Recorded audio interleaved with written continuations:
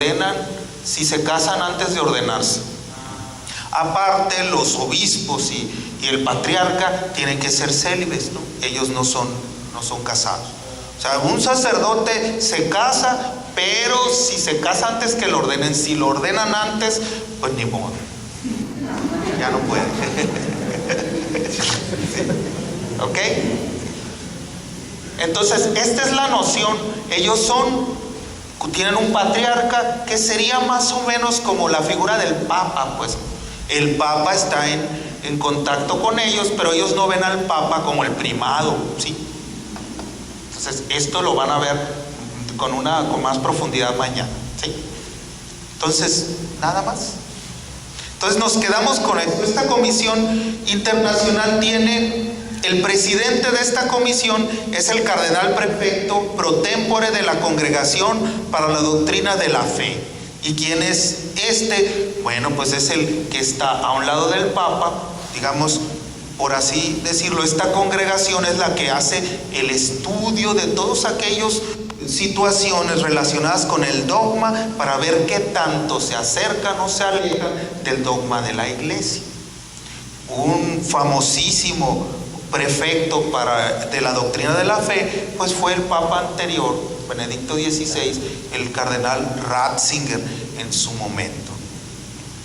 Bastante claro siempre en lo que dijo, y como que mucha gente le tenía miedo en su tiempo, ¿no? Porque era así, muy, muy ortodoxo, ¿no? Entonces, él es el presidente, y son no más de 30 teólogos que son nombrados por el Santo Padre ad quinquennium, a propuesta del cardenal prefecto de la congregación y tras consulta con las conferencias episcopales.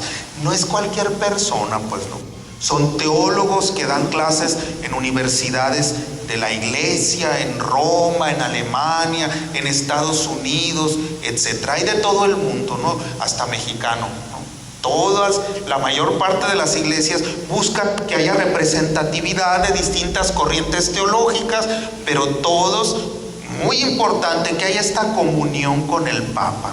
Por lo tanto, entonces, los consejos que dé esta comisión, pues serán muy importantes para el Papa para tomarlos en cuenta, ¿sí? O sea, al hablar que son por un tiempo, al tiempo los van a cambiar por otros, y bueno, seguirá de la misma manera, ¿no? Que la Comisión Teológica Internacional en 1986 dijo lo siguiente, y aquí por eso quise anticipar esto, porque esto es lo que vamos a desmenuzar un poquito. Dice: para realizar su misión salvífica, Jesús quiso reunir a los hombres en orden al reino y reunirlos en torno a sí. O sea, Jesús, el Padre envía al Verbo que se encarna con una misión muy importante, ¿sí? Entiéndanme lo que voy a decir. No lo mandó a fundar una iglesia, ¿sí? Otra religión distinta del judaísmo, en donde nació el Verbo encarnado, Jesucristo, ¿sí? Él lo envía a instaurar el reino. El reino es un proyecto mucho más amplio y de fronteras mucho más grandes que la iglesia, ¿sí? O sea, el reino implica a todos los hombres. Dice la palabra: Dios quiere que todos los hombres se salven. O sea, los católicos no, todos los hombres, incluso aquellos que no creen en Él, incluso aquellos que no creen en Cristo, o incluso aquellos que no creen en nada, ¿sí? El reino es el proyecto más ambicioso que pueda existir, porque busca que la salvación sea una realidad para todo el género humano, ¿sí? Esa es la misión de Jesús. Y obviamente Él es el centro, Él es el signo por excelencia que dice: el reino ya está aquí. En alguna ocasión dice el Señor: no vayan allá, no vayan acá, no se vayan más lejos, porque el reino ya está en medio de ustedes. Quiere decir que el reino ya es una realidad. ¿Cómo es el reino de los cielos?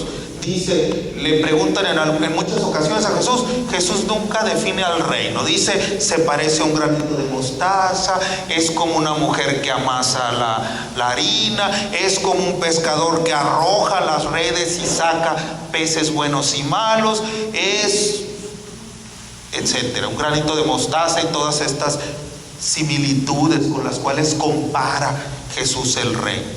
¿Qué quiere decir? Es una semilla plantada en el corazón de los hombres que poco a poco va creciendo, diversificándose y ampliando los horizontes del proyecto, ¿sí? El reino, Jesús vino a implantarlo, pero todavía necesita de nuestra cooperación, ¿sí? Porque no podemos considerar que el reino está terminado. Dice San Pablo incluso que ¿cuándo va a llegar el fin del mundo? Dice San Pablo. Bueno, cuando los judíos se conviertan creyendo en Cristo. O sea que no esperen ver cometas y esas cosas. Cuando veamos que los judíos aceptan a Jesucristo, quiere decir que el fin entonces sí, ya no tiene vuelta de hoja. Porque aquellos por los cuales llegó la palabra van a ser los últimos en entrar al reino aceptando a Jesucristo. Esto es, y lo dice San Pablo allí claramente. Entonces, en el momento en que veamos, porque también esos son hijos de Dios y por ellos hemos sido salvados. El reino, el mundo, los israelitas, los judíos son nuestros padres en la fe. A ellos llamó Dios, con ellos hizo alianza, primero en Abraham, después en el Sinaí, después con los profetas, y el Hijo de Dios fue enviado a los judíos. En alguna ocasión Jesús dirá: vayan en busca de las ovejas perdidas de Israel. No entren en terreno, en pueblos de paganos, ¿sí? Lo que gratis se les dio, gratis tienen que dar, ¿sí? O sea, este es el proyecto original. O sea, la salvación llega a nosotros que somos los paganos para ellos, originalmente a través del pueblo judío. Y al final el pueblo judío aceptará a Jesucristo.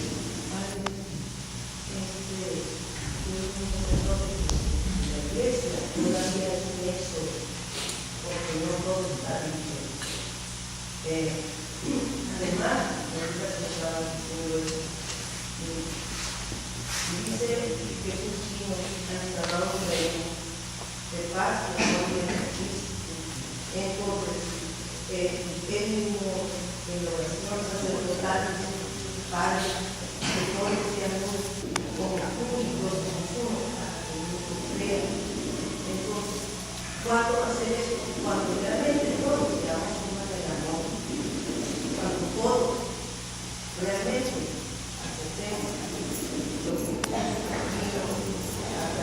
esa ley. Pues ciertamente, o sea, lo importante, lo que quiero que entendamos, que ahorita estamos considerando, o sea, la realidad de la iglesia y su relación con Jesucristo. Por ejemplo, para muchas de las iglesias protestantes, la iglesia católica nace en el 313 con la persona de Constantino, ¿sí? Bueno, ellos dicen eso, yo no estoy afirmando eso. Entonces, de lo que se trata es que nosotros como católicos estemos cerca de esta noción, ¿no? Antes de ver si hemos llegado a la plenitud y si hemos cumplido con el proyecto de Jesucristo, es necesario que primero nos sintamos interpelados y miembros de esta comunidad a la que llamamos iglesia. Y para ello tenemos que tener bien claro, porque es parte de nuestra fe, la unión o la relación entre Cristo y la iglesia. Porque a lo mejor si llegáramos a la conclusión de que la iglesia es un proyecto humano y que no tiene nada que ver ni con Jesucristo ni con Dios, entonces ¿qué sentido tiene? Tenemos que descubrir y llegar a esta conclusión de que la iglesia es un proyecto divino.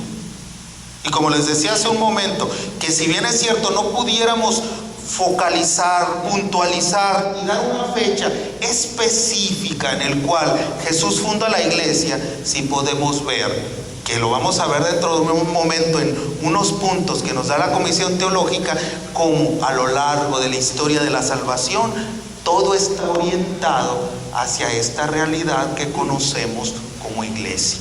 ¿Sí? ¿Está bien? Entonces, ¿todavía no hemos llegado a la plenitud? No, definitivamente que no. Es un trabajo por realizar. ¿Sí? Claro que sí, completamente de acuerdo en eso. Para realizar este propósito, Jesús realizó actos concretos, cuya única interpretación posible, si se toman conjuntamente, es la preparación de la iglesia, que se constituyó definitivamente con los acontecimientos de la Pascua y de Pentecostés. ¿Sí? Ojo, esto es importante. Aquí la Comisión Teológica no quiere que nos centremos en un pasaje del Evangelio, que para nosotros nos ocultemos y lo tomemos como la última tabla de salvación con la cual ir en contra de aquellos que nos niegan. ¿Sí?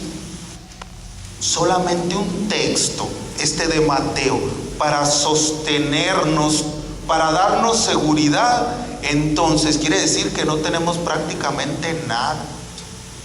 Es más importante ver que en todo el Evangelio Jesucristo realiza actos concretos que apuntan a la realidad de la iglesia, y ahorita los vamos a ver. ¿Sí? O sea, hay elementos que a lo mejor desconectados no me dicen nada, pero cuando los empiezo a relacionar, entonces definitivamente digo, aquí hay una línea de fondo que tiene una dirección muy específica. Sí. Yo tengo entendido que algunos padres de la iglesia decían que fuera de la iglesia católica no había salvación. Ahora dicen que sí hay salvación para todos fuera de la iglesia católica. Bueno, habría que entrar y en el significado que le da los padres de la iglesia y cómo reflexionan esta realidad, ¿no? Creo yo que esta frase ya no es como parte esencial en la defensa de lo católico, pues no. ¿Por qué? Porque en lugar de abrir la posibilidad, la cierran. Iría incluso en contra de este deseo del Señor: vayan por todas las naciones, ¿no? Para que todos se conviertan, que se salven y bautícenlos en el nombre del Padre, del Hijo y del Espíritu Santo. O sea, si lo cerramos la iglesia, afuera no hay salvación, entonces se pierde esta posibilidad de apertura hacia la salvación de todos. O sea, es importante, sería muy complicado ahorita desarrollar todo este tema y cómo lo tratan. Primero necesitaríamos ir al Padre que lo dijo, pues, ¿no? Fue uno en especial. Entonces, para él, fuera de la iglesia católica no hay salvación. Él está viviendo una relación muy complicada, ¿no? Vive todavía ¿en qué? En persecución. El imperio todavía persigue a la iglesia. Segundo, dentro de los cristianos están empezando ya a haber diferencias. Algunos son ya que docetistas, herejías que van separando, pues, ¿no? Entonces, lo que va a hacer este padre de la iglesia, ¿qué es? Defender la ortodoxia. Cuando habla de la iglesia católica, es hablar de la ortodoxia, de aquello que viene desde el origen y desde el principio, que está en consonancia, en comunión y en línea directa con el Evangelio. ¿Sí? Podrá haber gentes en este momento muy específico de nuestra vida que quizás no congenian en todo con nosotros, pero que de alguna manera tienen en sus bases semillas del verbo, como lo dijo algún otro padre de la iglesia. ¿Sí? O sea, en todas las religiones y en todos los seres humanos, en todas las corrientes humanas, hay, dijo el padre semillas del verbo. O sea, verdad, aunque no en plenitud. De hecho, si ustedes han ido a misa y han puesto atención el Viernes Santo, ¿sí se recuerdan cómo dice la plegaria universal ese día? La oración de los fieles, pues. ¿Alguien se acuerda qué dice ese día? ¿Por quién pide, pues? ¿Nadie se acuerda? Primero, por la iglesia, ¿no? Por los católicos creemos en Cristo y somos miembros de la iglesia. Por los que creen en Cristo, pero por los otros cristianos, por los judíos, por los musulmanes, por los que no creen en Dios, etcétera, etcétera. O sea, aquí es donde la iglesia reconoce que no podemos pensar que somos todo, sino que a través de nosotros Dios quiere llegar a todos, ¿sí?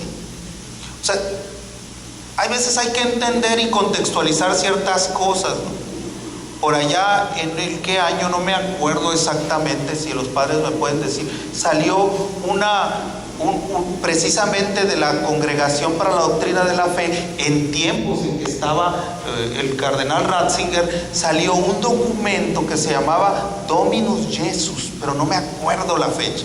Y otra vez, algunas gentes así lo pensaron, traía un texto, una idea que sonaba mucho como esto: fuera de la iglesia no hay salvación. Muchos pensaron que era el fin del ecumenismo, que ya nos íbamos a separar.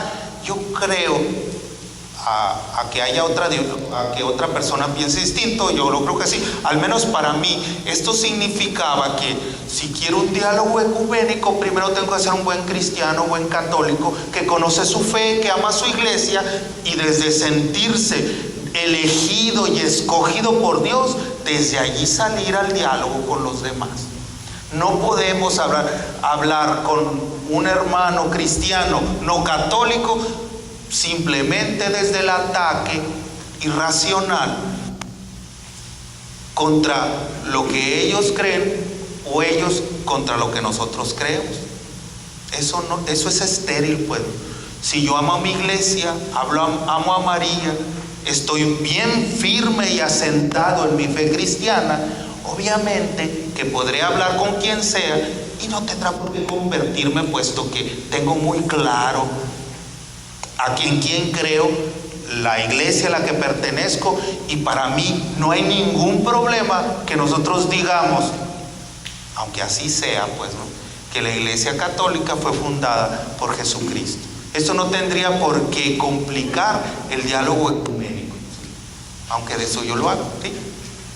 Hay iglesias peregrinas, iglesia urbana e iglesia gloriosa. Bueno, sí, pero como les digo, esto yo creo que son temas que van a ver después, ¿no? Ahorita lo que quiero que nos quedemos así para centrarnos es, ¿qué tiene que ver Jesús con la iglesia? O sea, Jesucristo fundó a la iglesia. La pregunta, para que ya quedemos bien claro, Jesucristo fundó la iglesia católica. O sea, realmente la fundó. Estamos tratando de ver, tanto en la Sagrada Escritura como lo que dice la iglesia, su magisterio, qué piensa la iglesia de sí misma, pues, ¿dónde está su origen? Por eso quiero que nos centremos en el tema ¿ve? Porque ya mañana verán otros temas e irán profundizando y ya teniendo una visión más global. Ahorita me gustaría que nos centráramos en este serio cuestionamiento. ¿Realmente Jesucristo fundó la iglesia? ¿Sí? Oye, padre, iglesia, usted lo acaba de decir, ¿no? Significa los llamados, ¿no? Sí. Entonces, yo platicando ayer con un hermano separado, me dice, es el mismo Dios, podemos estar con los que queramos. Entonces, la salvación la tengo yo, aunque yo esté con la iglesia católica, ¿verdad? Los testigos de Jehová, todos, ¿verdad? O sea, ya eso suena relativismo, ¿no? ¿Verdad? Entonces, pues, ellos tienen muy simple la salvación de ellos, solo fe, nada más. A ellos no les interesan los libros deuterocanónicos, no les interesa la sabiduría, la riqueza de la iglesia católica. Ellos simple y sencillamente nada más tienen eso. Y con eso ellos van a ser salvos. Entonces, ellos, todo lo que hace la iglesia católica, toda su doctrina, para ellos van a un cacahuate. ¿Por qué? Porque nada más eso es lo único que nos va a salvar. Entonces, ¿qué vamos a hacer nosotros? ¿Qué vamos a hacer nosotros? ¿Qué vamos a hacer? Ahorita vamos a tratar de concluir con algo. Sí, nomás vayamos, o sea, centrándonos en esto, para no divagarnos. Ahorita desde aquí podríamos contestar un poquito eso, sí. Digo, porque ellos están creciendo demasiado. Dice, ellos dicen, no se jactan de que los católicos cada día somos menos y ellos están creciendo. Así es. Pues el número no dice nada, pero también ahorita vamos a tratar de centrar eso. Entonces, si entendimos esto, ¿verdad? Solamente en un texto del Evangelio, de los 4 evangelios, se habla donde hay un momento explícito en donde Jesús dice: tú eres Pedro y esta es la iglesia. Voy a fundar la iglesia, yo la voy a fundar. Solamente un texto, ¿sí? Pero decir que por este solo texto puedo descartar a la iglesia como fundada por Jesucristo sería un gran error. A eso es a lo que me refiero. Si vemos que Jesús tiene actos muy concretos que Él realiza y que si los conectamos, ¿sí?, uno tras otro, vemos que hay una intención muy específica de Jesús, ¿sí? Aunque solamente en un solo texto diga Jesús textualmente: sobre esta piedra edificaré mi iglesia, ¿sí? Ahorita vamos a ver cuáles son estos elementos para que los podamos entender, ¿sí? Bueno, nada más sobre la fundación de Jesús, de la iglesia, ¿no? Bueno, vamos pues. ¿Es pues necesario afirmar que Jesús quiso fundar la iglesia? Sí. Es una afirmación que la Iglesia Católica hace de sí misma, ¿sí? O sea, Jesús quiso fundar la iglesia. Alguien puede decir: no puede ser prueba un solo texto. No importa que sea un solo texto. Si vemos todo el contexto de los evangelios, vamos a ver que Jesús realizó actos muy concretos que apuntaban hacia la iglesia, ¿sí? Aunque nunca haya dicho: ¿sabes qué? Llamó a 12. Oigan, esto es porque voy a hacer una iglesia, O sea, no, pues no. Y dijo: tú, Pedro, eres el mero, te vas a llamar Kefas, a partir de ahora Cefas.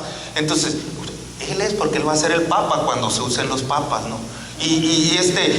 No, eso es simplista, pues, no será así. Pero eso muy distinto es decir que Jesús no quiso fundar la iglesia, ¿sí? ¿Está claro esto? Porque alguien puede decir: ese texto no es prueba, ¿sí? Y de suyo alguien lo va a decir, ¿sí? Bueno, entonces quiere decir: me quedé sin nada, ya me quedé sin nada, entonces qué triste. No, todo el evangelio nos va a mostrar cómo Jesús está encaminado hacia algo, tiene un objetivo. Es el reino, claro está, pero también ciertos elementos, ciertas acciones de Jesús estarán encaminadas a crear esta comunidad, esta familia a la que llamamos la iglesia, ¿sí? ¿Está bien? Bueno, vamos a ver cuáles son las etapas que dice la Comisión Teológica Internacional. La primera etapa es las promesas del Antiguo Testamento sobre el pueblo de Dios, ¿sí? ¿Qué tiene que ver con la iglesia? Desde el principio Dios eligió a Abraham y le dijo: voy a hacer de ti una gran muchedumbre, voy a hacerte una familia, una descendencia inmensa. A ti te escojo, y al escoger a Abraham, en él escoge, y de alguna manera, a estos grupos de elegidos que llamaremos la iglesia. ¿Es referencia directa? No. Dios desde el principio llama a eso. Cuando se dé el diluvio, después de que las aguas bajan los primeros seres humanos y vuelven a ser los escogidos, los elegidos, ¿no? Ahí hay otra referencia muy específica a esta elección, a este llamado que Dios hace. Llamará a Moisés para que libere a su pueblo, y al pueblo le dirá: te voy a dar una tierra que emana leche y miel, ¿no?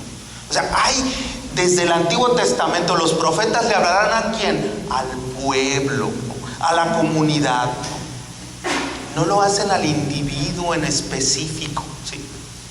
Cuando le habla a Abraham, ¿qué quiere decir Abraham? Padre de los pueblos, ¿no? Fíjense, o sea, ya el solo nombre de Abraham tiene una referencia muy específica a comunidad, ¿no? A grupo, a familia. Y esto es constante, ¿no? La salvación en el Antiguo Testamento es comunitaria, ¿sí? No es individual. Los profetas le hablan cuando dicen: a ti te lo digo Israel, a ti Benjamín, a ti Manasés. No le están diciendo a una persona, se lo están diciendo a estos grupos de personas que componen el pueblo de Dios, ¿sí? Todas las promesas. Miren que la Virgen concebirá y dará a luz un hijo y le pondrá por nombre Emmanuel. Ya los profetas después del exilio dirán: estas promesas van hacia el futuro, pues. Después del exilio dirán los profetas, después del destierro en Babilonia y cuando se reconstruye la ciudad, en aquel tiempo, dice el Señor, cualquiera se acercará a un judío, lo tomará del manto y le dirá: llévame a Sión. En aquel tiempo, dice otro de ellos, el Señor preparará una mesa sobre el monte Sión y convocará a todas las naciones. Vean cómo está la orientación. No es nomás el pueblo de Israel, pues no. La orientación es: Dios quiere que todos los hombres se salven. ¿Está bien? Segundo, la llamada de Jesús a todos los hombres a la conversión. Es cierto que Jesús al principio dirá: no entren en tierra de paganos, pero después lo veremos en la región de Sirofenicia, en donde incluso Jesús sana a la hija de una nativa de esa tierra. Incluso le dice: acuérdate que la comida no es para los perritos, es para los hijos. La mujer está muy humildemente, le dirá: pues sí, Señor, pero los perritos comen de las sobras que caen de la mesa de los hijos. Y Jesús le dice: no he visto una fe tan grande como la tuya en todo Israel. En otra ocasión llega un hombre a decirle: ¿sabes qué? Pues tengo un criado enfermo, ayúdame, ¿no? ¿Y qué le dice el Señor? Le dicen los del lado: nos hizo una sinagoga, ayúdalo, pues, ¿no? Nos hizo un edificio. Y aparte es muy bueno con nosotros, es pagano, pero no le hace. ¿Sí? Entonces dice: no vaya, Señor, le dice. Con que tú digas sana, quedará sano. Y quedó sano. Otra vez vuelve a decir el Señor: no he visto una fe tan grande como la tuya en Israel. ¿Quién es el que se portó mejor y que mostró de una manera más clara el amor misericordioso de Dios para con el herido? No es un levita, no es un sacerdote, es un samaritano a quien los judíos no veían muy bien. ¿Sí? O sea, ¿qué quiere decir? Jesús al principio dice: bien, vengo por ustedes. Pero también poco a poco va entendiendo que el reino no tiene fronteras, pues. Habla en todos los idiomas. O sea, es como volver a esta unión que se dio en esta confusión original en Babel. Es volver a todos a hablar el mismo idioma de fe, aunque hablemos lenguas distintas. Ese es el fin del reino, pues. Que todos los hombres reunidos en torno a Jesucristo lleguen a la salvación. También dice la Comisión Teológica Internacional la vocación e institución de los 12. Jesús está poniendo una estructura. Ya apunta hacia una comunidad con responsables, pues, con personas que van a estar a cargo de enseñar, de animar, de conducir, etc. La imposición del nombre a Simón y lugar entre los 12. Consecuencia: te llamarás Cefas, que quiere decir piedra, y sobre esta piedra edificaré mi iglesia. Dirán los hermanos separados: no. Él no se está refiriendo a Pedro, se está refiriendo, dice: tú eres Pedro y sobre esta piedra edificaré mi iglesia. ¿Cómo lo íbamos a ver si lo estaba contando, no? Entonces, tú eres Pedro, tú eres Cefas, ¿no? Petrus en latín. O sea, y sobre ti edificaré mi iglesia, y los poderes del infierno no prevalecerán sobre ella. Pedro se va a convocar 1,000 veces. Después de decirle, tú eres el Mesías, no, Señor, a ti no te puede pasar. Apártate de Satanás, le dice, porque tú no piensas según Dios, sino según los hombres. Y pobrecito, 1,000 veces se equivoca y parece que lo regañan y después lo van a regañar. Posteriormente lo regaña Santiago.